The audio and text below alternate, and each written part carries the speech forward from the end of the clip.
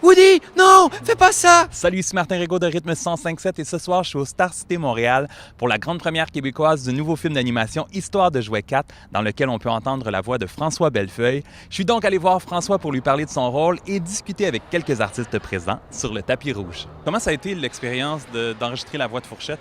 Ça a été magnifique. Je pensais pas aimer ça autant, mais il faut pas oublier que j'ai été très bien épaulé. J'avais une belle équipe avec moi. J'avais une coach, un ingénieur de son qui me donnait tous leurs conseils. Ils ont beaucoup d'expérience. Pour moi, c'était un rêve de faire la voix d'un dessin animé. Je ne pouvais pas demander mieux. Histoire de jouets, c'est la franchise la plus importante de Pixar. C'est juste extraordinaire. Salut? Comment tu décrirais ton personnage de Fourchette? Bien, c'est un personnage comme anxieux. À la base, là, ce qu'il décrit le mieux, c'est que c'est un jouet qui ne veut pas être un jouet parce que lui a été fait de choses qui viennent... Ça vient tout de la poubelle, donc il veut juste retourner dans la poubelle. Il se considère comme un déchet, mais il voit ça tellement positivement être un déchet. Il est fou un peu, mais une belle folie. En même temps, il est tellement charmant. Moi, je trouve que c'est un des personnages les plus drôles que Histoire de jouet a pu créer. Les nouveaux personnages là, du quatrième volet sont vraiment très drôles. Ce soir, sorti en famille? Oui, écoute, moi, je suis une fan finie de Histoire de jouets, fait que je l'attends avec autant d'impatience que les enfants, finalement. J'ai déjà lu tout l'ensemble des critiques. Alors, mes attentes sont élevées, mais je sais qu'ils vont être comblées. Il y a Fourchette qui arrive en plus dans le film ce soir. Mais quelle bonne idée, intelligente, de prendre un bricolage pour enfants puis de le faire vivre. Et c'est ça qui fait toute la finesse de Pixar aussi. C'est de toujours avoir des histoires intelligentes pour soutenir tout ça. On développe de l'empathie face à nos jouets quand on retourne à la maison. Oui, vraiment, ils prennent vie. C'est rare qu'on ait toute la famille ensemble, parce que c'est quand même 22, 10, 6, fait que c'est rare qu'on est capable d'être tous réunis. C'est un film qui intéresse tout le monde. Ben oui, j'ai commencé avec Daphné, qui a aujourd'hui 22 ans. On a commencé à écouter ça en fou famille. quand même. Oui, ça va vite, hein? Ça nous vieillit. Oui, quand ça même. nous rajeunit Quatrième. pas.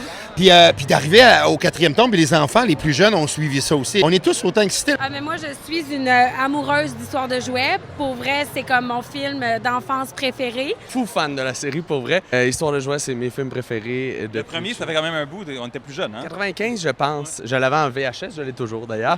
Pour vrai, puis là, je suis vraiment trop excité de venir le voir quelques jours avant qu'il sorte. Là. J'ai regardé les teasers, je suis vraiment énervé. La Fourchette. J'ai hâte de voir la François Fourchette. Bellefeuille. Joué par François Bellefeuille. Ma plus vieille a décidé de me sortir pour aller au cinéma. Elle connaît les personnages, puis elle a même ses préférés dans Histoire de jouet 4. Tu vas hâte de voir Fourchette? C'est trop drôle. Et pourquoi tu as hâte de voir le quatrième? Pour un personnage en particulier, C'est quoi son nom? pour Jessie, la cowgirl. On est vraiment des fans de Disney à la maison. On a vu toutes les autres, puis on a toujours aimé ça. Je me rappelle que le dernier était très bon aussi. On a hâte de voir Fourchette. J'espère qu'il n'est pas comme François, qui n'est pas enragé tout le temps. On va voir. On les a tous vus, on les a tous adorés, donc on est vraiment excités de venir voir. Ouais. Ben, petite sortie en famille, on en profite. Les enfants sont des grands fans d'Histoire de jouets. François Bellefeuille qui joue Fourchette est ici sur place. Ouais, puis il en parlait de Fourchette justement dans l'auto. Oui, c'est ça, c'est une scène dont il se rappelle. Alors, j'ai bien hâte de voir la suite. Là. Avez-vous hâte de voir le film Histoire de jouet 4? Ouais.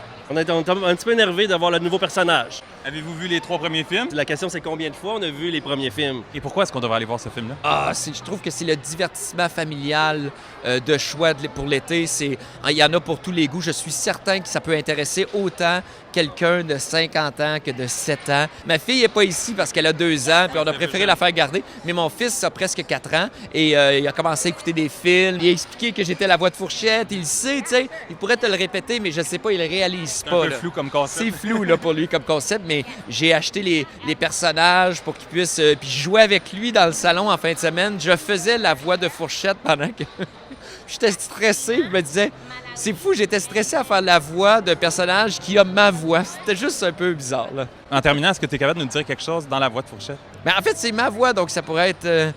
Woody, non, fais pas ça! Quelque chose comme ça. Allez voir le film, vous allez voir, c'est ma voix dans le fond. C'est ma voix, c'est comme ça, mais quand tu mets une fourchette par-dessus ma voix, ça donne un tout autre personnage.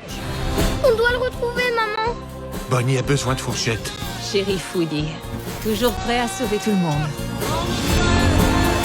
C'est tout un saut que vous devrez faire, Duc et toi. Duc et moi? Ça va faire kaboom.